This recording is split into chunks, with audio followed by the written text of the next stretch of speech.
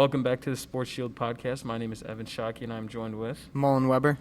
And the football season started last Friday, and it wasn't a bad game. They played very good, I think. Yeah, North is a really good team. North is a very good team. 35-13 was the score, correct? Yes. Yes. All right. So, really, I didn't expect them to do, Yeah. I thought they were going to do fantastic. Yeah. They did fantastic, in my opinion. Even though it was a loss, I think it was a great learning experience for them. Hopefully they can rebound against East tomorrow, which would be another good game. I think they have a chance of winning some games this season, which is very good for the football fans. Anyways, we have next Friday, not this Friday, next Friday, they're playing Batavia at NIU, which is kind of big. I mean, that's really came out of the blue. I don't know how they got that or what happened, but I think it's just going to be a fun atmosphere to be around. I won't be able to attend. I think a lot of people would love to attend. Yeah. So that big stadium, hopefully it's against the rival, Batavia, which will be a great kind of game for them just to see what they're working with. And I think it'll be a great game overall. Anything you would like to touch on the football season so far? No, I'm happy with the way that Geneva performed last Friday, and I just think that was a good game for them, even though it was a loss. Of course, yeah. Going on to soccer, they actually have a solid start. They're 3-1-3, so they only lost once, but they tied 3 times and they won 3 times, which is a very good start for them. Soccer has always been one of our strong suits at Geneva. Yeah. I really think we're benefiting off of this season so that the boys can get in their work. And I mean, tonight they actually have a game against Wheaton North, which should be a great game. I think they could pull off the win. They've been really strong. The only loss that they come to was St. Charles North, and they have a really strong team around them. But I think both teams are doing great. I'd love to see them go far in whatever it matters. I mean, good records, good players on the team. It's all good. Mm-hmm. All right. Anything else you want to touch on? Nope. All right. Moving on to national news. Mullen, you want to take this one away? Yeah, so March Madness kicked off last weekend, and honestly, this might be the craziest March Madness I've ever been a part of. Yes. So first day, Ohio State, the number 2 seed, gets upset by Oral Roberts. That took out like more than 80% of the brackets in the world. Mm-hmm.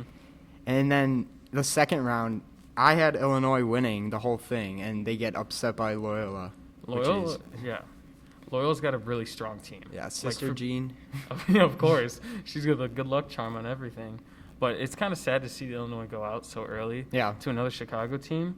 But I don't know, man. You said they were going all the way, and now look. Yeah. I told you that Loyola might come up with the upset. Yeah, you did say that, actually. So, great. I think it's been a fantastic week. And now it's just, starting back up next week? Yeah, it starts next. Sweet 16 is on Saturday. 16, of course. Anything else from March Madness you want to cover? Oh, yeah. And also, there are no perfect brackets in the entire world. I know, I heard that. That's crazy. After 2 rounds, there's no perfect brackets. Well, it's very hard to predict those upsets, and especially from this year, it's going to be near to impossible to get all of those upsets. I mean, Oral Roberts is still in here, and Sweet 16, they're the 15th ranked seed? Yeah, 15. Which is just phenomenal. Good for them getting it off. Anything else? No, I'm just rooting for Loyola now. Of course. I mean, what can you do when you're a Chicago, Illinois fan? I mean, you can't really do that much anymore. Moving over to NFL free agency, we had about, I think, week 2, week 3. Some big names. These are the ones that I caught my eye. I thought they were pretty important. The first one, Bears trouble, as we said last week, that they hopefully figure out their quarterback trouble, and Mullen's just shaking his head over here. You got anything to say about that? I think they need to find a new quarterback already. I'm not feeling confident in Andy Dalton at all. I think he'd be a good backup, but I don't think he'd be a good starter. Last night or yesterday, they officially announced that he's quarterback 1, so he's starting, which is going to be very. I don't like it. I don't like it at all. I would have gone with Mitch, but Mitch got traded to the Bills, which I think he's definitely going to be the backup to Josh Allen. Yeah, Josh Allen is very great. I don't know how this is going to work out with the Andy Dalton situation. I hope that we do good. I hope he figures out what he needs to get done.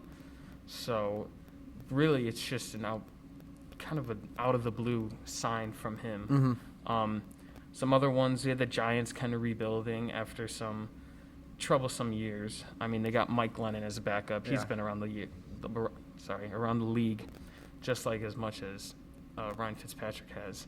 So he's been everywhere. We also had Kyle Rudolph, the tight end from Minneapolis, come over.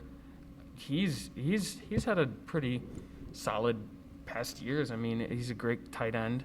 Hopefully they can. I'd love to see the Giants have a winning year. They did some good things in this offseason. Yeah, Daniel Jones, I just love him as a quarterback. He hasn't had really time to shine, but hopefully they get it. And they also signed Kenny Galladay. Yeah. Which is a big. You want to say something? Yeah, I thought the Bears would get him, but I guess not. Yeah, I mean, Kenny Galladay, he's a solid wide receiver. I Yeah. mean, he's definitely top 20, even top 15 for me. Consistent.